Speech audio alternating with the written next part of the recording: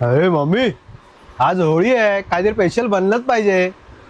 हा मी काहीतरी स्पेशल बनव ना. हा थांबा 5 मिनिटं, काहीतरी बनवते तुमच्यासाठी स्पेशल. सुरुवातीला 1 तास आधी डाळ भिजत ठेवली होती ती आता आपण कुकरला लावूया. गूळ बारीक करून घ्यायचं, थोडं गूळ चिरून झालेला आहे आपला. डाळ आता शिजलेली आहे.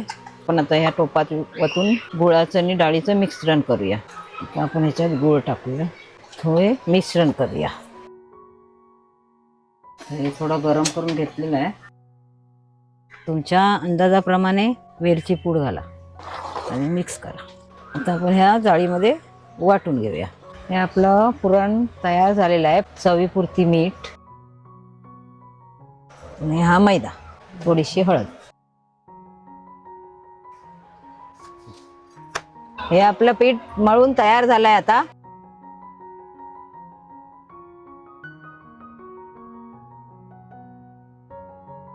हे आता लाटून झाले आहे. शेकवूया. ही पुरणपोळी आपण आता शेकून घेऊया. आता एक साईडने आपण शेकलेली आहे, परतून घेऊया. आता आपण तूप लावूया.